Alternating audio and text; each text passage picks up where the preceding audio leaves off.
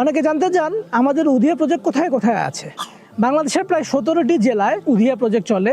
এই 17টি জেলার মধ্যে সেই সব জায়গাতেই আমরা প্রায়োরিটি দিই যেখানে দরিদ্র মানুষের সংখ্যা বেশি এবং একান্তই যারা কুরবানি দিতে পারে না এবং বছরে প্রায় একবারও মাংস খায় না, এরকম মানুষদের কাছেই আপনার কুরবানি করা পশুর মাংসটা পৌঁছে যায়। অনেকে জানতে চান তারা দেশের বাইরে থাকেন, তাদের কুরবানিটা কি একদিন আগে হবে? না, বাংলাদেশে যেদিনকে ঈদুল আজহা সেদিন বা তার পরের দিন, এই 2 দিনই আমরা দেশের বিভিন্ন স্থানে কুরবানিটা করে থাকি। সুতরাং আপনি যদি বাইরেও থাকেন তাতেও কোনো সমস্যা নেই।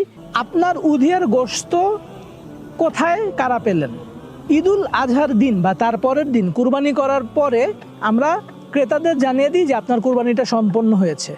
অফিস খোলার পরে আমরা ক্রেতাদের কোন এলাকায় আপনার পশুটা কোরবানি করা হয়েছে এবং সেই পশুর ছবি এবং সেই পশুর মাংস যারা পেয়েছেন সেসব ছবি, কতজন পেলেন সেই তথ্যগুলো দিয়ে আমরা ইমেল করে দিই অথবা হোয়াটসঅ্যাপে মেসেজ পাঠিয়ে দিই।